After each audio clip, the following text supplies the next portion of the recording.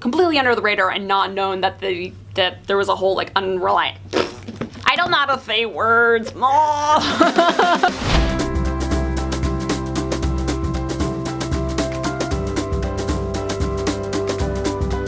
It's time to count down the top 10 books that gave me a massive book hangover.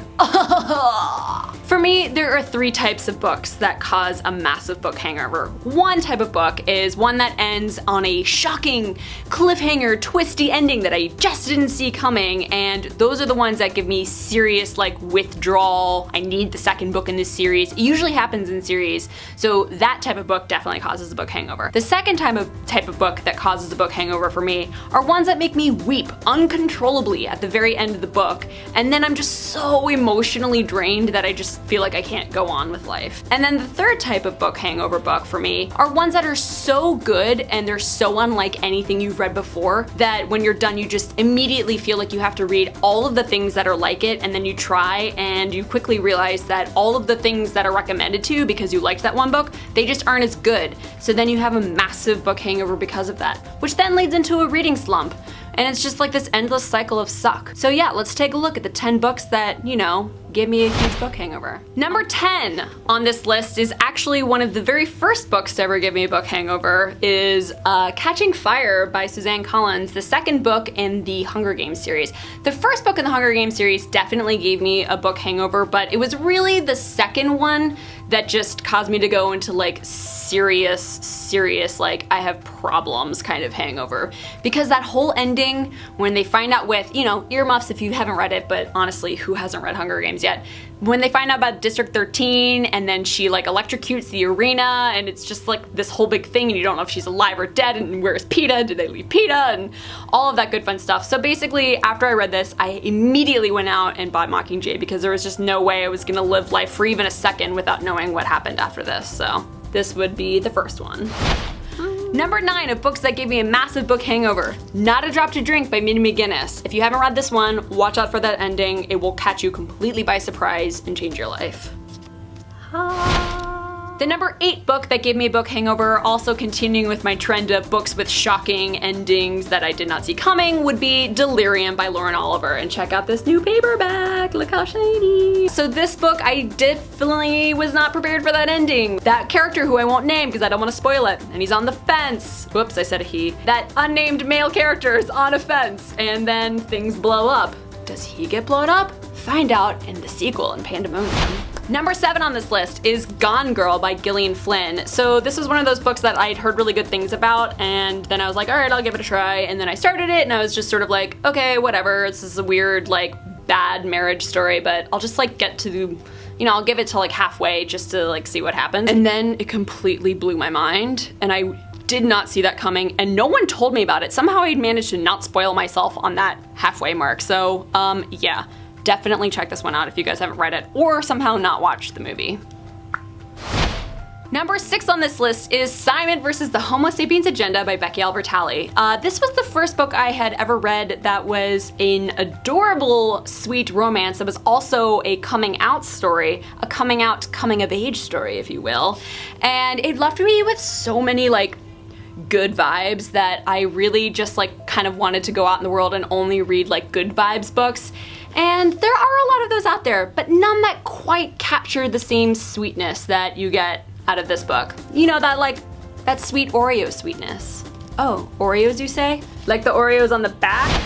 Number 5 on this list is Outlander. I don't really need to explain why this book gave me a massive book hangover, but let's just say that I read this huge book in like a couple of days and then immediately went out and had to buy all of the other books in the series. Although I'm only on Voyager because they're really long and they take a long time to read, and sometimes I just need a break, but that doesn't mean it didn't give me a massive book hangover, which it did. Outlander. Number 4 on this list is The Martian. I only read it in E, so let's just pop that in right there.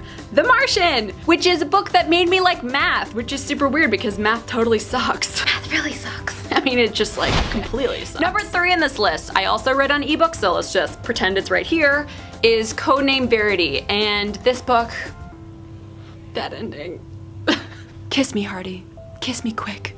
How can you not cry from that part? Oh, it just made me love friendships and planes and just had so many elements to it that just aren't in any books ever, and it just was like, it was really good. Number 2 on the book hangover list, also part of the It Made Me Cry at the End section, is Tiger Lily by Jodi Lynn Anderson. And if you've watched any video that I've ever been in ever, you probably know that I'm obsessed with this book. And it's pretty much because of the whole thing, but especially because of the very last part. Really, there was one major part of this book that gave me a huge book hangover and convinced me that no other book will ever be as good, and that was the very ending letter between Peter and Tiger Lily. And it starts out with, "Did you know I always thought you were braver than me?" And it just was like, even when I just think about this letter and think about this book, I get too many emotions. It's so beautiful, and that letter is so heartbreaking, but this book is the definition of bittersweet, and bittersweet books for me will always give me a huge book hangover because it's really hard to move on when you're feeling so sad and so like happy and good at the same time. Like, so happy that you read something so good, but like so sad because it's over and because it was sad, and it's just like too many feelings. Just look at it instead. The number 1 book that gave me a book hangover is, drumroll, Tell the Wolves I'm Home.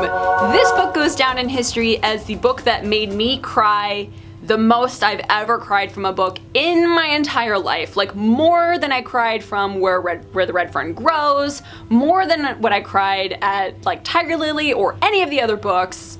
This book, I was sobbing, like ugly Claire Danes, ugly crying in my apartment at 4 in the morning, and my boyfriend was like, well, I guess he now is my husband, that's weird. My husband was like, what just happened? Did someone die? And I was like,